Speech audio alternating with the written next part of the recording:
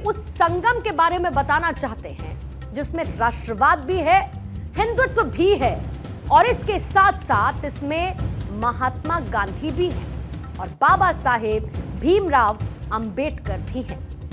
आज हमारे देश की सियासत जिस चीज को सबसे ज्यादा खतरे में बताती है उस चीज का नाम है संविधान।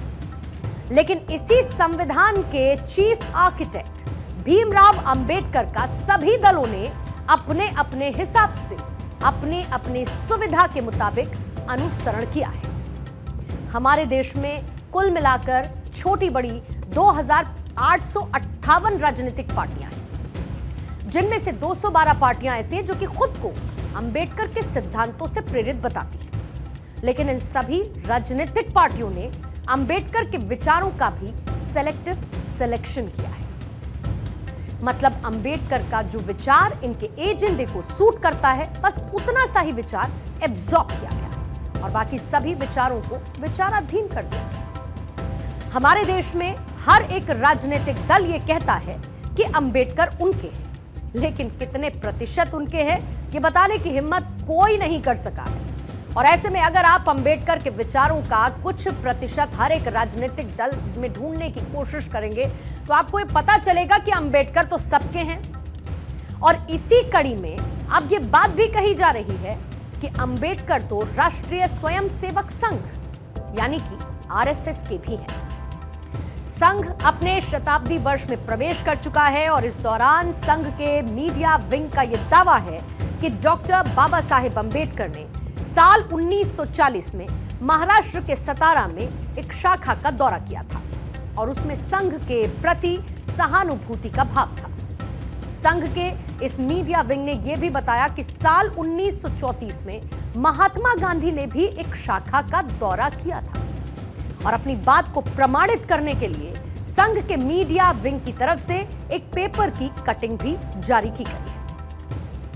9 जनवरी 1940 को पुणे के मराठी दैनिक केसरी ने डॉक्टर अंबेडकर के आरएसएस शाखा में जाने की खबर को प्रकाशित किया था और यह उसी अखबार की कटिंग है जो इस वक्त आपकी स्क्रीन पर आपको नजर आ रही है। हालांकि ये कोई पहला मौका नहीं है, इससे पहले भी कई बार आरएसएस इस बात का दावा करता रहा कि भीमराव अंबेडकर उनकी शाखा में आए थे। महाराष्ट्र से पूर्व सांसद बाला साहेब सालुंखे की किताब आमच साहेब में इस बात का जिक्र भी मिलता है, जहां पर इसी किताब के पेज नंबर 25 पर यह लिखा है, पुणे में डॉक्टर बाबा साहेब अंबेडकर और डॉक्टर हेडगेवार में बात हुई। ये बातचीत भाऊ साहेब गडकरी के बंगले पर हुई थी और तब भाऊ साहेब अभ्यंकर श्री बाला साहेब सालुंखे के साथ भावे स्कूल के स्वयंसेवकों को एक समर कैंप के दौरे पर लेकर गए थे।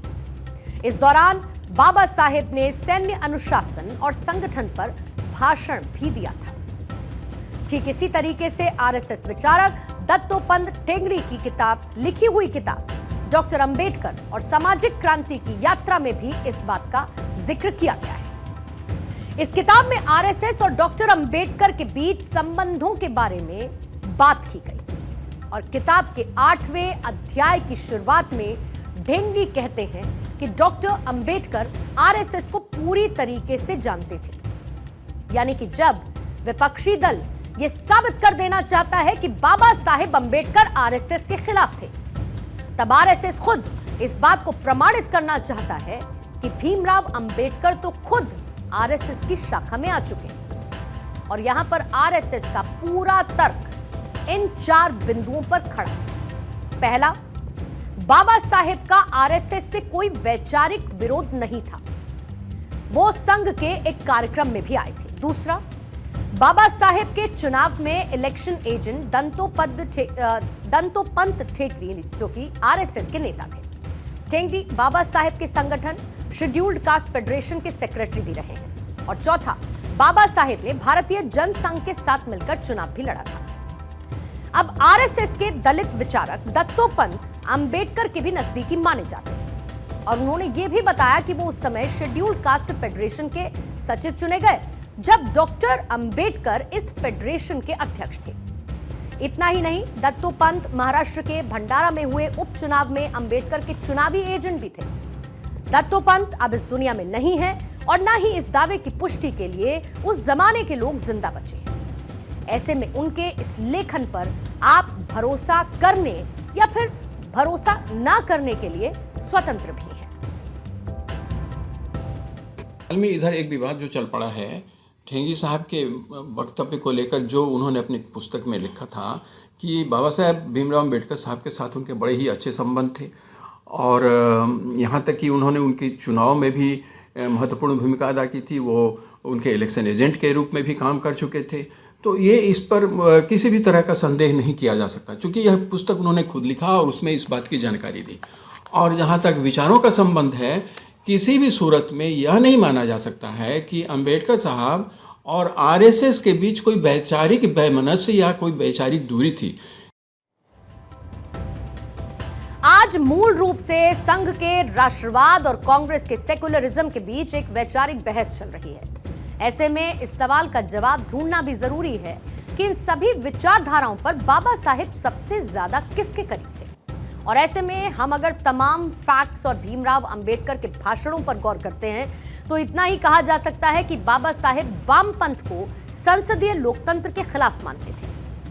25 नवंबर 1949 संविधान पर बोलते हुए बाबा साहेब ने यह कहा था कि वामपंथी इसीलिए संविधान को नहीं मानेंगे क्योंकि यह संसदीय लोकतंत्र के अनुरूप है और वामपंथी संसदीय लोकतंत्र को मानना नहीं चाहते। बाबा साहेब के विचार किस राजनीतिक दल की विचारधारा के सबसे करीब नजर आते हैं, उसे आप ऐसे भी समझ सकते हैं कि बाबा साहेब जिन मुद्दों पर डटे थे, कांग्रेस पार्टी उन मुद्दों पर आज भी सहमत नहीं है। उदाहरण के लिए संघ भी अखंड राष्ट्रवाद की बात करता है और बाबा साहेब भी अखंड राष्ट्रवाद की ही बात करते थे। संघ भी अनुच्छेद 370 के खिलाफ था तो बाबा साहेब भी इसके खिलाफ ही थे और बाबा साहेब आर्टिकल 370 को देश की अखंडता के साथ एक समझौता मानते थे। समान नागरिक संहिता यानी कि यूसीसी यूनिफॉर्म सिविल कोड लागू करने पर संघ भी सहमत है और बाबा साहेब भी इस पर सहमत थे। हिंदू समाज में जातिगत भेदभाव हुआ है और इसको खत्म करने के लिए संघ भी सहमत है और बाबा साहेब भी जाति से मुक्त अविभाजित हिंदू समाज की बात करते हैं। और बाबा साहेब के इस विचार का संघ केवल उनके साथ ही नहीं था या फिर आज की तरह कहना कुछ करना कुछ वाली बात भी नहीं थी, बल्कि संघ ने ऐसा किया भी। कुछ लोगों की जनरल नॉलेज बढ़ाने के लिए यह भी बता दें कि संघ प्रमुख मोहन भागवत ने 16 दिसंबर 2015 को दिए गए अपने एक भाषण में आरएसएस के दूसरे सर संघ चालक गोलवलकर का भी जिक्र किया, जिसमें उन्होंने यह बताया कि साल 1942 में महाराष्ट्र के एक स्वयं सेवक के परिवार में अंतरजातीय शादी हुई और जब इस शादी की खबर तत्कालीन संघ प्रमुख गोलवलकर को मिली तो उन्होंने एक पत्र लिखकर इसकी खुलकर तारीफ की थी। और इन सब के बीच कुछ लोग इस भ्रम को भी फैलाते हैं कि भीमराव अंबेडकर हिंदू धर्म को पसंद नहीं करते थे और इसीलिए उन्होंने बौद्ध धर्म को अपना लिया, जबकि इसके पीछे का सच ये है कि संघ की तरह ही बाबा साहेब भी धर्म को मानते थे। वो धर्म के बिना जीवन का अस्तित्व नहीं मानते थे और धर्म भी उनको भारतीय संस्कृति के अनुकूल ही स्वीकार्य था और इसी वजह से उन्होंने ईसाइयों और इस्लाम के मौलवियों का आग्रह ठुकराते हुए बौद्ध धर्म को अपनाया था। और ऐसा इसीलिए क्योंकि बौद्ध भारत की ही संस्कृति से निकला हुआ एक धर्म है।